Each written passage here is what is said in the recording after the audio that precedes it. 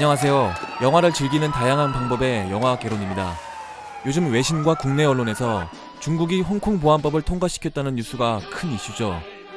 영국의 홍콩 반환 이후 오늘날의 혼란스러운 홍콩 상황은 예정되었던 것일까요?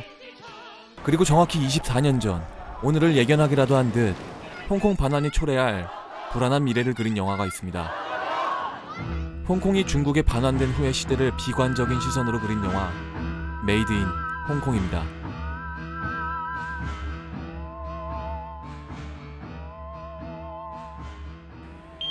홍콩의 허름한 빈민가, 엄마와 단둘이 살고 있는 주인공 차오. 차오는 주류 사회에 편입되지 못한 아웃사이더입니다.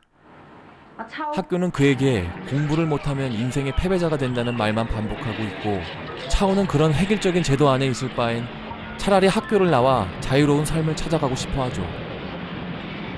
그러나 홍콩 반환 후의 홍콩의 삶은 희망이 없습니다. 살인과 마약, 폭력이 일상이 된 삶에서 그 어느 누구도 범죄에서 벗어나긴 쉽지 않습니다. 이렇게 불안하고 비관적인 삶 속에서 모범이 되어야 할 어른들은 점점 무책임하기만 합니다. 차오의 아버지도 몇 년 전 차오와 어머니를 두고 집을 떠나 행방불명이 되었죠. 집 나간 아버지를 대신해 가장의 무게를 책임지고 있는 어머니에게 도움이 되고자 차오는 정직하진 않지만 조직의 돈을 대신 수금하는 일을 맡게 되었습니다. 그래도 나름 이 바닥에서는 이름 꽤나 날리는 편이라 찾는 사람들이 많았죠. 그렇다고 조직에 들어간 것은 아닙니다. 조직의 돈을 수금할 때도 나름 인정이 있는 편이고 사람을 죽이는 일은 절대 하지 않죠. 그에게는 이 일이 그냥 적당히 벌어 생계를 유지하는 수단일 뿐 그 이상 그 이하도 아닙니다. 이런 인정받는 성격을 보여주는 일화도 하나 있죠. 이 친구의 이름은 아롱, 동네에서 약간 모자른 친구입니다.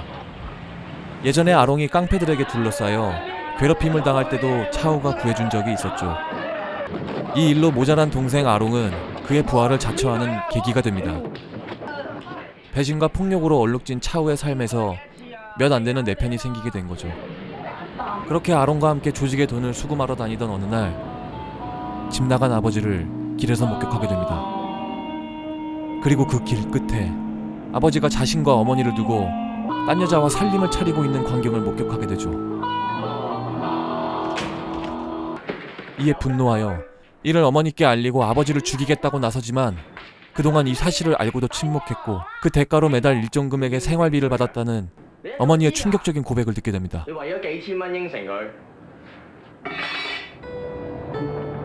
혼란스럽기만 한 차오. 점점 밖으로 돌며 폭력에 더 친숙한 삶을 살게 되는데 그러던 와중 차오는 두 명의 여자를 만나게 됩니다. 이것이 그의 삶을 변화시키는 전환점이 되죠. 첫 번째 여자, 차오가 아롱과 함께 떼인 돈을 받으러 갔다가 만나게 되는 핑이라는 여자입니다.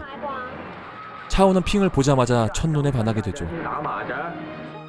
두 번째 여자는 길에서 우연히 자살한 여자를 아롱이 목격하게 되는데 아롱이 그 여자의 유서 2장을 가지고 오게 되면서 알게 되는 신원 미상의 여자입니다. 이 유서를 갖게 된 이후로 차오는 밤마다 원인 모를 악몽을 꾸게 되죠.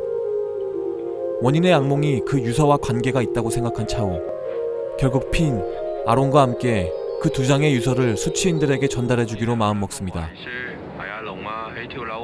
한 통은 그녀의 부모님에게, 한 통은 그녀의 남자친구에게 쓰여진 유서를 전달하는 과정에서 차오와 핑은 점점 더 가까워지게 되죠.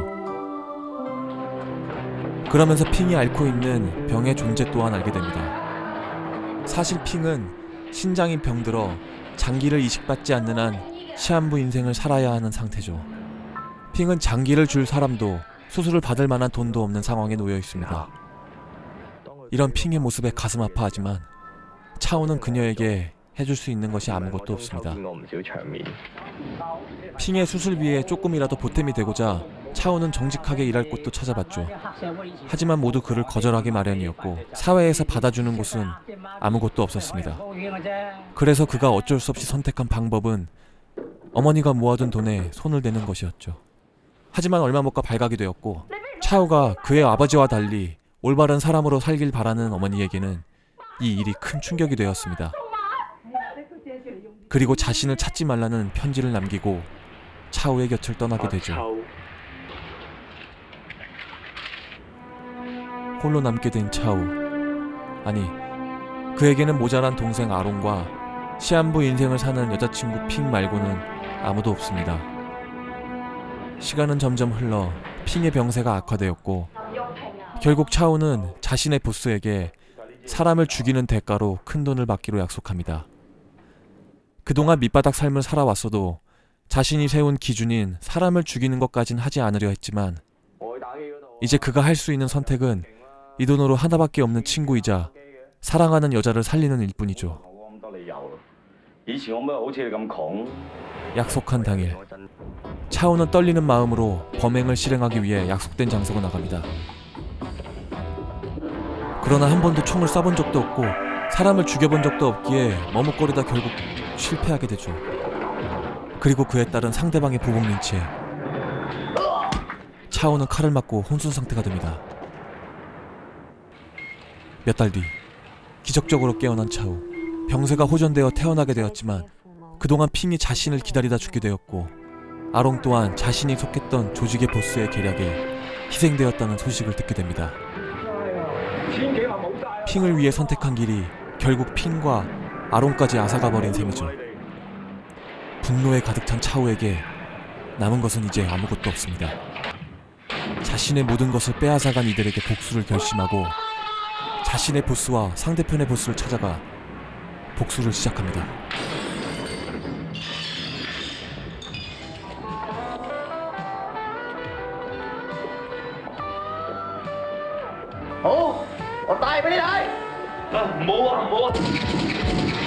결국 모든 복수에 성공했지만 이상하게도 차오에겐 허무함만이 남았죠. 차오는 아직 전달하지 못했던 자살한 여자의 유서를 수치인들에게 전달하는 것을 마지막으로 핑이 묻혀있는 묘비를 찾아갑니다. 그리고 자신의 머리에 총구를 겨누게 되는데 그때 뒤늦게 울리는 차오의 삐삐의 한 통의 메시지.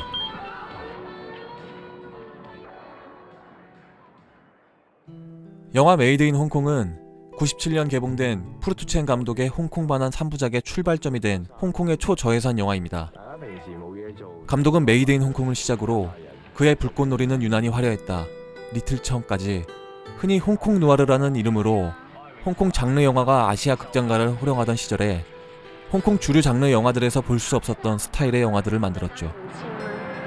홍콩 반환이 초래할 변화에 대한 두려움과 불안함의 정서로 가득한 이 영화는 홍콩을 살아가는 부유하는 청춘들의 분노와 허무, 고통을 사실적으로 그렸다는 점에서 홍콩의 정체성을 파악하는 영화라고 할 수 있습니다. 이 영화로 감독은 홍콩 금상장 시상식에서 최우수상을 받은 것을 비롯하여 감독상, 신인상 등 주요 부문을 휩쓸었으며 로카르노 낭뜨 영화제 등 많은 해외 영화제에서 그 작품성을 인정받았죠. 하지만 이런 화려함과는 다르게 그 이면에는 영화를 만들기까지 수많은 역경이 있었습니다. 제작비가 부족하여 감독은 상업영화 조감독 시절부터 틈틈이 모아온 8만 척의 짜투리 필름으로 촬영했으며 영화를 찍을 때 스태프는 배우를 제외한 딱 5명 뿐이었습니다. 물론 그 스태프들도 모두 무보수로 영화에 참여했죠.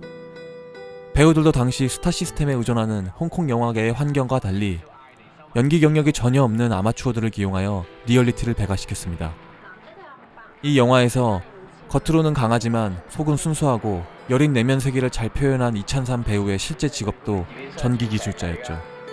1997년 혜성처럼 등장한 이 영화는 홍콩 인디필름계의 전설이 되었고 당시 엄청난 파장을 일으키며 지금까지도 그 영향력이 전해지고 있습니다. 최근에는 서울 독립영화제의 해외 초청 섹션에 홍콩 반환 이후의 변화를 영화적 그리고 징후적으로 담아낸 영화 10편에 선정되었고 필름을 디지털 4K로 복원하여 재상영했다고 하네요.